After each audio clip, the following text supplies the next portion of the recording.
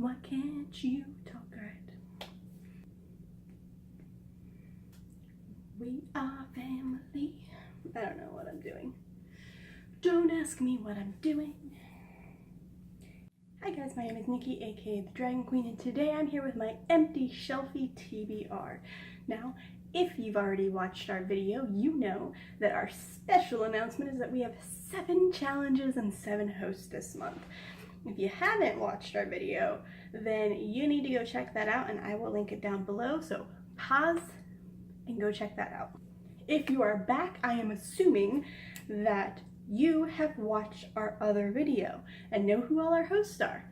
So you can't yell at me if you're spoiled beyond this. I'm not going to tell you which host picked which challenge. Instead, you are going to have to go watch our video for that. And if you haven't, again, shame on you, go watch that video. So first up,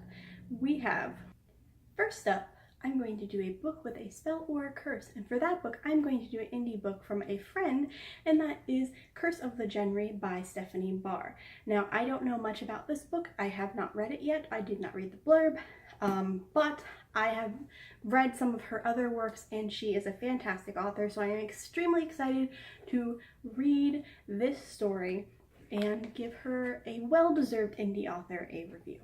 For the next category, I'm going to go with an indie book as well, and that is a book that will probably give you nightmares. And for that, I'm going to read a creepy collection, Freaky Stories for Campfires, Stormy Nights, and Under the Covers. Now, this book is created by a bunch of indie authors, and I can't wait to dive in and see how they do. Now, you can't have Halloween without freaks, so the next section is a book with a freakish character. Now, this is pretty open for interpretation, but I thought a good book for this category would be Freaks by Amanda Hocking. Now, I don't know exactly if the characters are freaks or freakish, but I'm pretty sure with that title that I'm safe. And I've heard great things about this book, especially from Bookish Taylor, so I cannot wait to jump into this book. Now is my category, and while I kind of regret this choice, I'm going to try my damnedest to get through this, and that is a book with a serial killer. And for that, I picked Psychos. This is an anthology that was edited with commentary by Johnny Skip.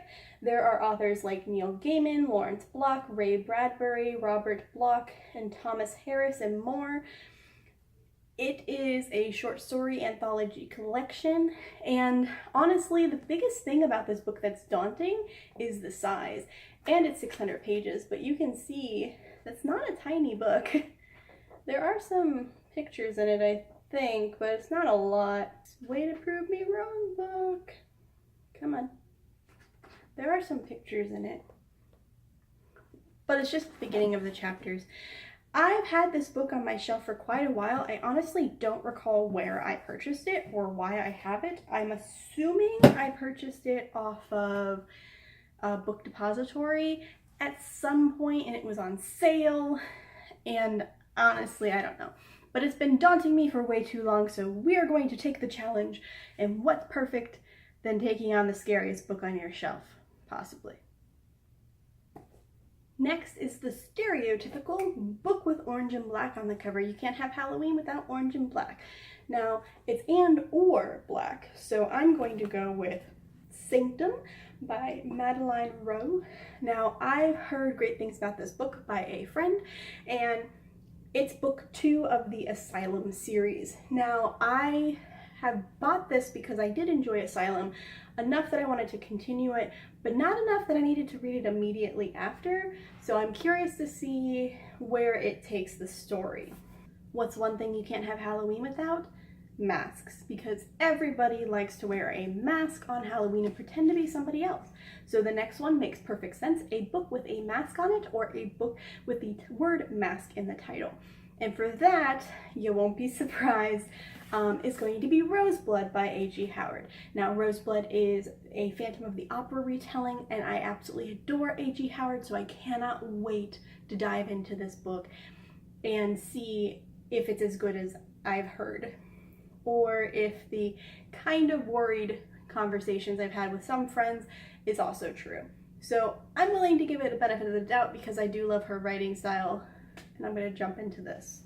The last category is a book with paranormal or supernatural elements. Now this is pretty open-minded. You can go with vampires, you can go with something scary or not so scary, but since the heart of Empty Shelfie is to read books that are on your shelf, and I don't own that many horror books, I'm going to go with Maggie Stiefvater's The Dream Thieves, which is book 2 in the Raven cycles.